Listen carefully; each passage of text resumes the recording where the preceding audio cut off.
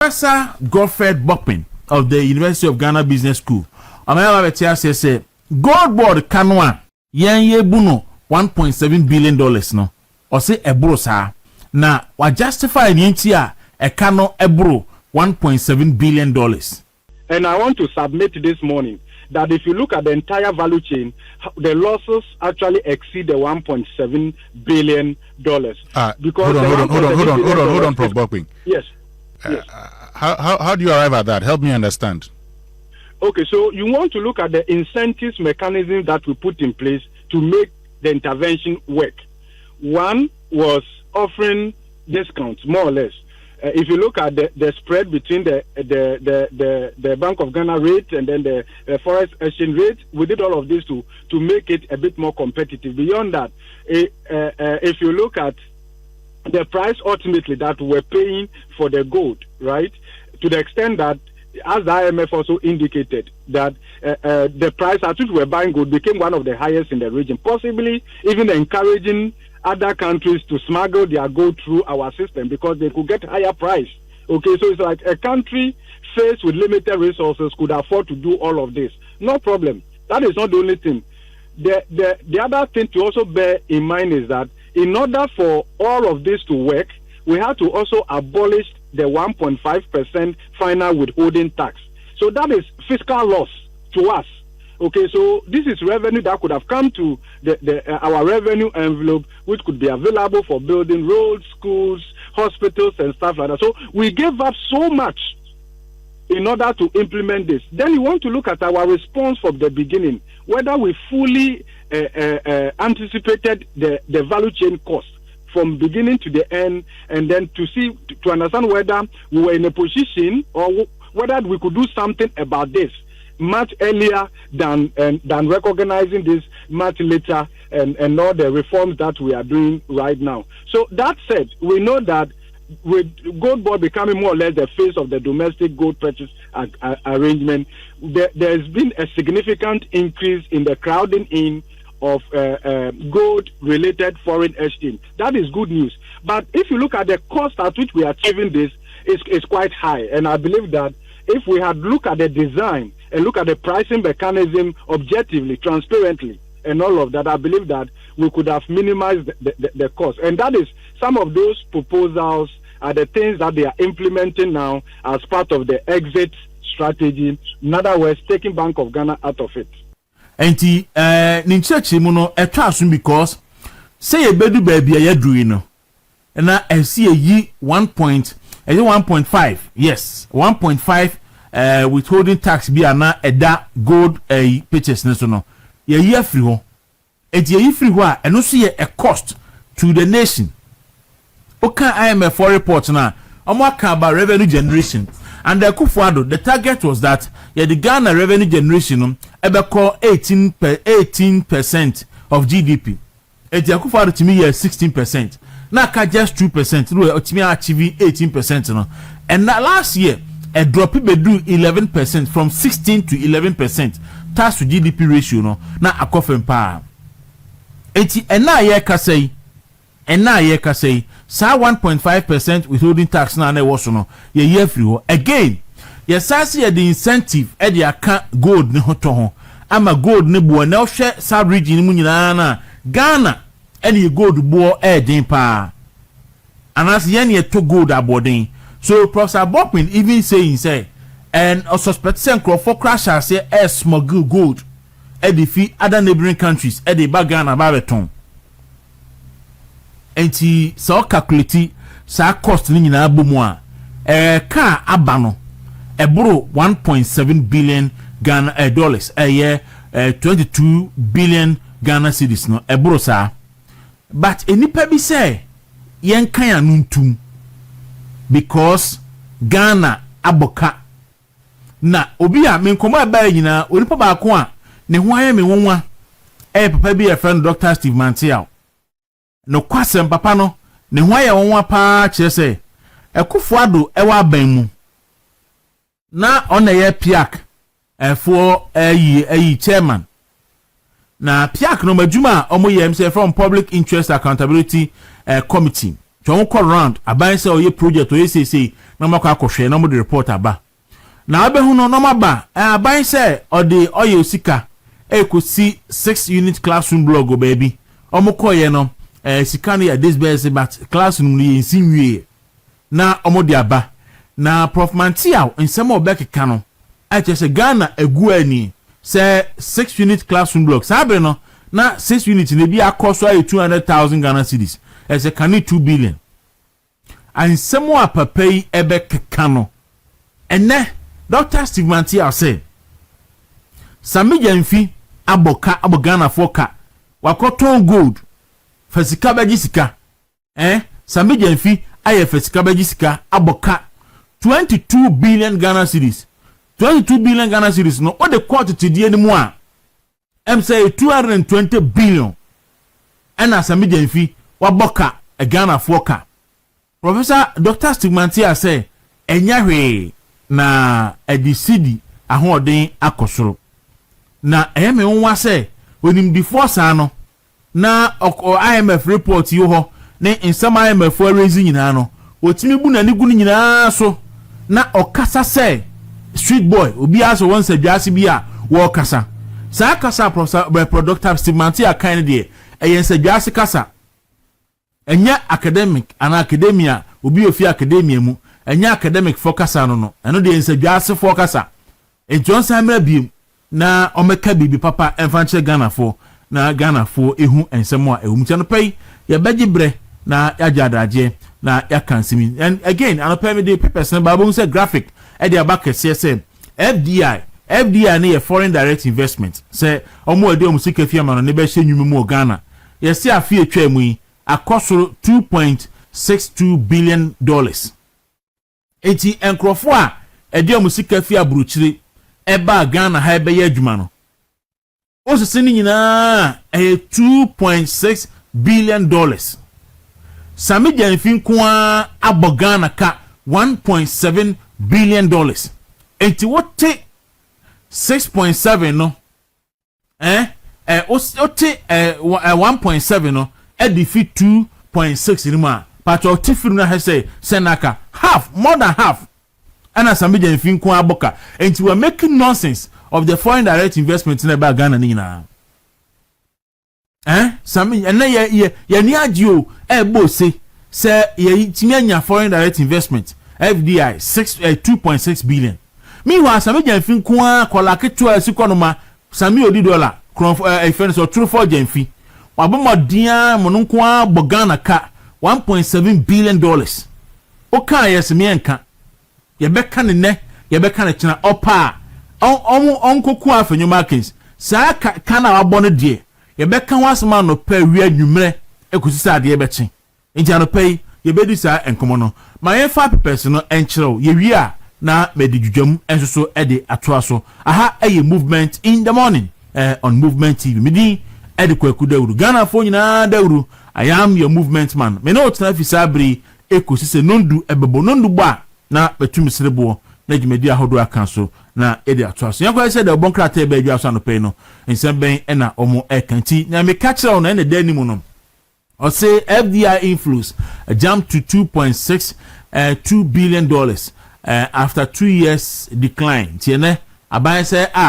$2.2 billion abagana meanwhile Samijamfi kwa aboka 1.7 billion tiene so wa say yes say world largest ship be a hospital abedu Ghana na mo be surgery for nipa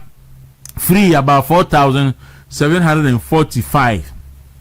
ti the Bokrata graphic abama ne Ghana ne China so yes think ta hunde dey ntem no ya tumu enchene na interior ministry enso na eka se enei enipa esresra de e Ghana ha sei no oba be ye nei in fact ha adwen o obusiafo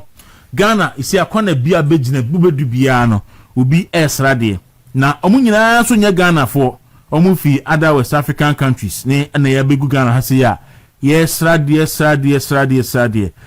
ya hometepe ha adwen ye nto aso Daily Guide the Bokrata afenyo marking seals over extortion allegation tiene osahe Alexander Kwame na afenyo marking ose wa seals Samijamfi na adinti a wo twentro e de atono so ne erekaje num odomu nyina eko MPP PSP model no so no na eni Kojo Ponkroma so e kan say aban standing vindicated endra amoti Alhaji Lotu so etua Alhaji Lotu Alhaji Mohammed NDC Northern Regional Chairman akwai ye kremufo Chilotu Joma ama ba mu pe akwai so betwa Lotu ho anani di Mohammed no ayi Alhaji na firi ho na ifi ayi Mr Mohammed enti Alhaji Lotu akotwa Lotu ne omusu Lotu adwuma no wagu ni se funfuram ti omu ye demonstration atutu office mi ade nyina the Democrat no de ho asem e de aba speaker in some say asi anopay may address it on Jujum. The Chronicle the Democrat Ansuni or say Osahin on extortion allegation. I'm ready to face OSP sue Sambijenfi but Umia to minority stay focused on 1.7 billion loss and a Mahama government puts Ghana gas on new path into the Democrat and a day Abba Yankwe. Such like the Democrat Alhaji Lotu Hunsemiya and NPP so elections here committee could be a file nomination. Dr. Mahmoud Bawumia so no and any or say Osahin say or GG Ewonimu the Democrat Aba Yanko. Daybreak the Democrat principal and Raman Tunka or no so the Abase NL4 almost a suspended strike and Alhaji Lotu Uhunuso a Jumandi Uhunuso kra Kremoni Lotu for Hoben and Kremoni Lotu Efa Hoben. Ti hasi Osahin afa enyomaken yeso akosi Sambijenfi or true for Jenfi or the court ti behwe say den nsem no bi si aba na speaker bagwen so nsem e the Democrat animo amakofi bua na da hoyi ti ono ne breso ne galamsey etu atisi amakofi bua breso yetu galamsey e wo fie amakofi bua ho breso yetu bi wo school mu police station achi hospital ba bia ene Ghana ba bia ni ho ayentu galamsey ba bia ni ho amakofi bua breso yetu galamsey e wo ba bia na ayi godon check Adamus Mines ensem no check mami na oba oni emedi nkomo na isi Adamus Mines no ho nsem no wo de tutu che ma untumi de ho a na untumi so mai no kuranim na nyame se obetwi nipa bia so a obeku nkrofo afiri ase Adamus che ma untumi mining issues no enu Adamus so se Adamus de yi o enso enne NDC for say Adamus ne de onfa ne hunkodi koto de ne bodwe nya kire yenfa abamra yo yate yenko yento aso na yenhwade asade a yenfa ensi abusuanti Democrat ebe adwaso no pay no na poso na mediama so the same issues and they say House of Chiefs for nyina iniska omo de be adwuma nti nsema egugo manim na chieftaincy ne nyina no omo atu ade egu baabi enti okay Alhaji Lotu regional secretary man NDC Northern Region NDC Northern Regional so dispatch the Democrat also any Adamus nsema mekan ya no de aba any afoku ko file and any other issues nti yen fancy na into aso enya adwuma enti abusia newspapers ebe adwaso no pay no nsema omode eba yi ni yen fa dwudwam ento aso na yen hwe nsema ewo fo dwudwam tuli yen komresisi ya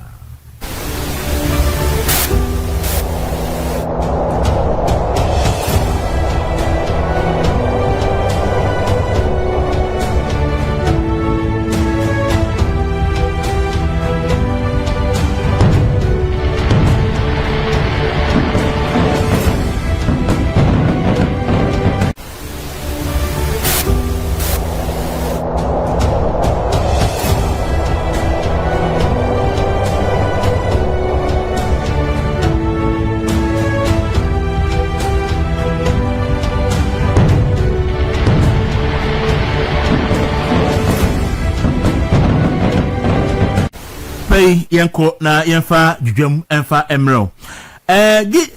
Gideon Memaon Ora James Agaga on the MP for Bilsa at Bilsa South na enei ono na yeyi no se onkoda majority no ano ewo parliament na oko PM Express Endra oni Evans Mensah ekodi nkomo na odi nsem bi atudwa Sa ensem no very crucial. Ti me pese obo wia na afei me de dwudwamu no de atoa so de amatie fonti obo se ora James Agaga esi on ye the new majority leader. In fact no kra ndura enfumso ba ho yesi mampani Mahama na tro letter by say wa appoint ora James Agaga as majority leader and the speaker Agba say yanya ne sa parliament standing orders say political parties no na mu decision mampani ni executive power no a new parliament na dey my no fan saying supreme leader etino ni powers no or yen baby private sector baby or yen baby etiyan ko ora James Agaga e ba na fi medini aka no e dey abro yen ko yemra. Now you know the budget has a cycle. Right now there are no ministers for those two ministries because Ahmed Ibrahim has been reshuffled to serve as the Minister for Works and for him, we don't need to vet him because he's already been vetted. Yes. So he starts work immediately in this new position. Yes. So what it means effectively is that local government is without a minister. Environment hasn't had a minister for quite some time. We used to have an acting minister in Honorable Emmanuel Boa, but now somebody has been nominated. So it's only proper that you take them through the process so that they are sworn in to shepherd the process. The budget hearings, this is the time, very soon they will start with the budget hearings. All the agencies under the ministries would have to appear before the ministers and justify, their budgets, their locations and all that. At that point, ceilings would be imposed and all that before they submit their proposals to the Ministry of Finance, and the Ministry of Finance will now come out with a composite budget and present to Parliament sometime in November. So time is of the essence here. So all right, the new majority leader James Agaga. Na some kan nyina no me bon to fama wa o say November ya aban air present budget. Enti ebreni ho. Na SSA new ministers, new ministers ewo environment, any local government. Na agencies show masino, etimi de on budget proposals eba, na ministers no eshepede, na mu wi o mo de come finance minister, na finance minister de adwuma. Enti enu nti ena putuprumu Speaker of Parliament afre MPs ni nyina se omumra na omumetena se no me se adwuma no. Abusia yenko bisa se a cost Parliament any government of Ghana say to recall Parliament say Parliament ensan so mrabiem. Mampani John Dramani Mahama is causing financial loss to the state. Mampani Mahama is causing financial loss to the state. And the reason is very simple. Mampani Mahama, Omanebu Ama, Eni Mutala Mohammed, ewu last year, August. For a whole year, Mampani Mahama, eja ministry no eguo. Yemi yewu binum ebe tiatiemu, ebe kasa ya so, Mampani Mahama yase, webu enua gunasum, or appointing ministers to cover those ministries. And for a year, a very volatile area to say the West African South region. Now, the first ministry need any substantive minister. For a year, environment need any minister. And now, Mampani Mahama, as well appointing ministers,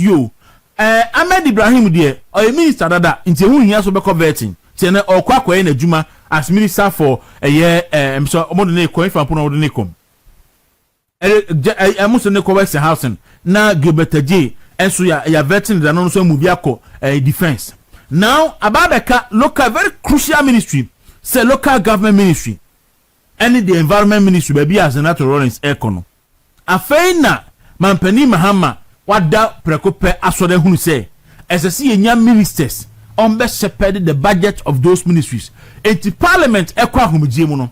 Wa free parliament to promise say omusamra no musamra transe. Na for 5 days, the ministers are appointed no. You have vet yomo and yomuntum no munko yajuma. And nunti processes a clear say a famu no. Almost see oma wavy. Muntiani you parliamentary process is firm because ye bo bidin so a minister and see a publishing no parliament I'm sorry gazette or so for about 21 days and sana wetimi appear before the vetting committee near vetting. And now almost say no because they have majority, they have 2/3 of parliament, and then man penny is supreme leader. As a the Supreme Court to cry and your enkusiaga. And then man penny a supreme leader. And man penny Mahama parliament to no more year juma. Parliament by Ebetanase a year juma for about 4 months. And now man penny will quite say or bomb minister dean no conum choir vetting near to Tomano or see on yet. Ye or say onye. I'm a parliament at transe sorry I'm a parliament a parliamentarians no ekofie. And now what sign from Mufiri say I fed your mumra na emergency aba. Omumro it was safre MPs ni nyina say omumra emergency ben na aba. I fed the emergency aba ne say ebre aso afi ebre na ben see a kind budget say a kind of a for the substantive ministers a behwe various ministries ni so na amokoye na the budget ba na the say ba engine the monsa man metrase na mo me consider me ministry appointees no na me hwe na enye na matimi akọ na who cause am mampani when the bebe sa cost no parliament ba o mo ba for 5 days when the bebe sa cost no hwan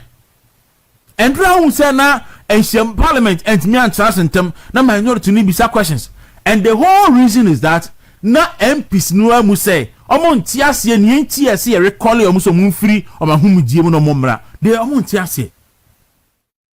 because to them it doesn't make sense ntiase entra speaker any leadership no engage for hours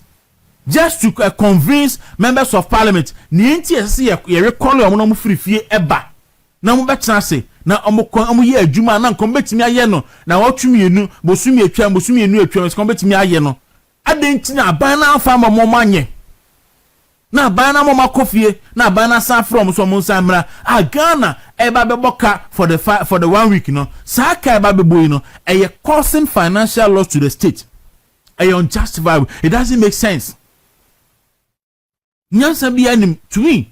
say ye betwen ade ase ye no ni atwen na parliament sorry wi a ni asan from semumra na monsa meye na oman na side sike betimi da ya de foforo no na ye de abo ehonka na se ya hye aban sika ya hye taxpayers money sika. Why adetini ye sa amemo papa ni ana the change we voted for no any ana it is time we change the change. We must change the change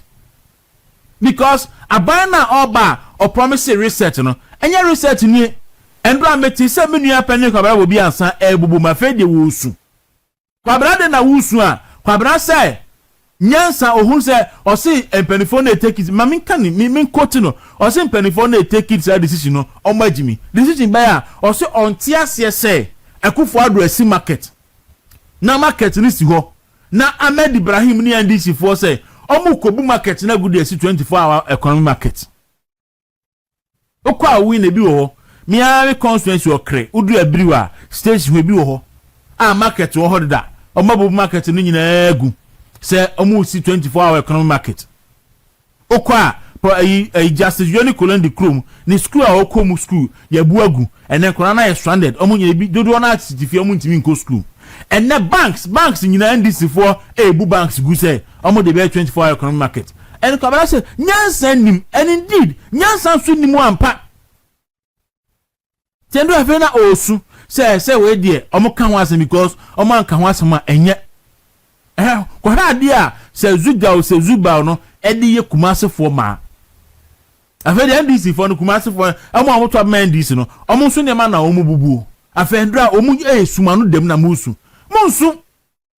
aban no amodi mo kofa baaye no ebetu Ghana for so no ehun sunsun so na muhui adenta for market and channel pe yesi market ukọ Ghana fa na bebre a yesi market yesi a 24-hour economic market onipa na 24-hour economy no hweso no o si me nim ho hwe engrofo kra de me akọ so enti me kwa court na mane se ye nka ho ye nim ho hwe ye nim ba bi a market ni kra firi baaye wa wie enti ene enkukọ basa enkukọ nkitinkiti a agric minister say mi nim ho hwe 24-hour economy so the home market ba eno so authority ni odan say ono so onim ho hwe we eye government a what the state of confusion etiman pani yesra no onya say o si Ghana fo sika a 7 fa so bi e maso 240 million Ghana cedis yes say the akoton kokọ ama NDC for nkokọ ni nyina and now Ayeka say ya sanso afre parliament efi ahomdiem ama parliament say omra no meye djuma na nkobetima ya na bere bi atwam say abana anya na djuma nti and ya recall parliament say parliament emra make us say parliament aba and grand peace na say mo ntrase for hours na omo share ayi business committee meeting e din kita ho whether to some better chance and some ntrase eventually some court chance supreme court judge foi ekufo breso ba kum o convert nyina awie NDC for some wo 137 omo pass no and the same nominee omo sad naba say afedie omra na omeyei nan mi say crofo so my fact check na mampani ma bai wa appoint 120 judges 120 judges odi omo yeden 120 judges odi omo yeden cheno asem kokoto a yehwe kurumu ni anim na yamanemo nti enne wasem kokoto a hwe wanimu a wo MPP ni wo judge yedema no obi o MPP ni bia no wasem kokoto na ye wo judge yedema no na judge no ya ise court kwa homdiem kura ya kan sa aka judge ni say on chance no nya adwuma na era chief justice de nyankopon hira no e wo adwuma na wo ye no eye pa eye so wo ye sa eye na obi otimi jeli ata yi say o jeli ni 70 years so dey born no ho ban because ata yi bo ba bekunu na ye papa anko wani mante wo ye papa anko wani mante o de mra enya tentene na ye adwuma de a adna wuso so bi bekun